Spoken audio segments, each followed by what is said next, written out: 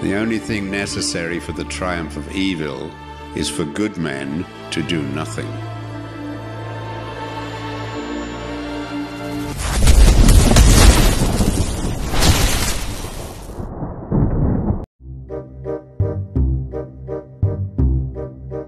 The future is not just happening.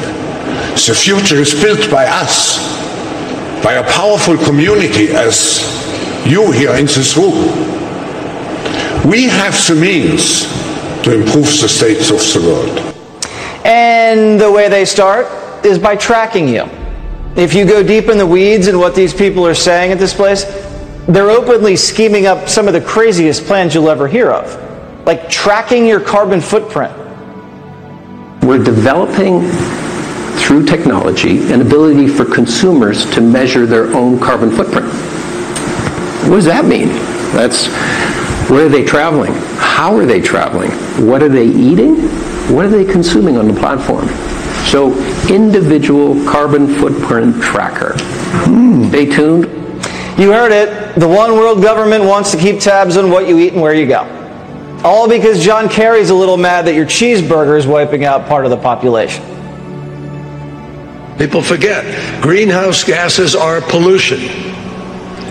And 15 million people a year because of the quality of the air around the world. We're dealing with a crisis here, folks. It's a crisis made by human beings. Maybe they should take their own advice before jetting off across the world on those private jets, emitting all that carbon. This would be a government, a world government, where you don't get to vote on anybody. This is everybody's worst nightmare. From the White House in the office of the President of the United States, we present an address by Dwight D. Eisenhower. In the councils of government, we must guard against the acquisition of unwarranted influence, whether sought or unsought, by the military-industrial complex.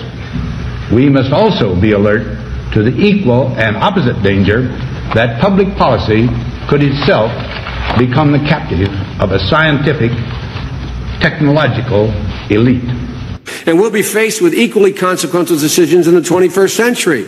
Can a microscopic tag be implanted in a person's body to track his every movement? There's actual discussion about that. You will rule on that, mark my words, before your tenure is over.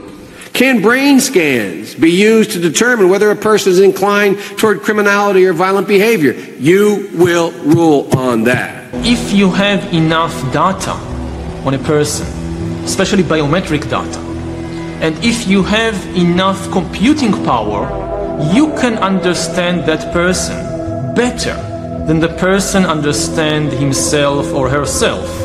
And then you can control this person, manipulate them, and make decisions for them. Can you imagine that in 10 years when we are sitting here, we have an implant in our brains, and I can immediately feel, because you all will have implants. People will literally be part of a network. All the bodies, all the brains would be connected together to a network, and you won't be able to survive if you're disconnected from the net. With AI taking over many of the unskilled and possibly some of the skilled activities, then there will be people for whom seems to be society won't have much use for these people. We need to accept that there will be some pain in the process. I think we're going to have to think about a recalibration of a whole range of human rights that are playing out online. Individual carbon footprint tracker. Many of these things will be built directly into our bodies. That's a hostile corporate takeover of your body and a digital surveillance censorship dictatorship. President Eisenhower tried to warn us about this years ago. The hostile takeover of a scientific, technological elite. They provide much more powerful intelligence for decision making. Can a microscopic tag be implanted in a person's body to track his every movement? You will rule on that. The next phase is the surveillance going under our skin. Now that we've cracked the code of life, it will not take much longer before we can start to play God. The new powers that we are gaining now, especially the powers of biotechnology and artificial intelligence, are really going to transform us into gods. It's a total, complete AI takeover of every facet of human life, like Harari and others have been saying. Given all the technological developments, it might be feasible, even easy, to support people, even if they don't work, to give them a universal basic income, to give them enough food, enough medicine, and so forth. The big question is meaning.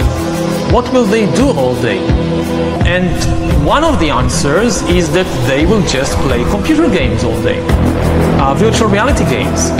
They will spend more and more time playing virtual reality games that will give them much more excitement and emotional engagement than anything in the real world outside. But what I see is a huge disruption. That is, before we get to the world that Yuval envisaged in his description of the future, there's going to be a complete destabilization of the human condition and of human societies. This is not going to happen quietly.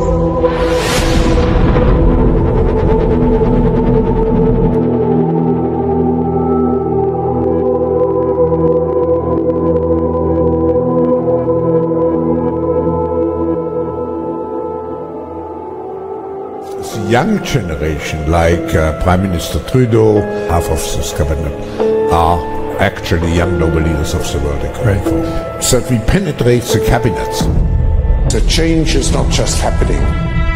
The change can be shaped by us. We have to prepare for a more angry world. How to prepare? To take the necessary action to create a fairer world. I see the need for a great reset. So people assume we are just going back to the good old world which we had and everything will be normal again. This is, let's say, fiction. It will not happen. Pay insufficient attention to the frightening scenario of a comprehensive cyber attack which would bring to a complete halt to the power supply, transportation, hospital services, our society as a whole. The crisis would be seen in this respect as a small disturbance in comparison to a major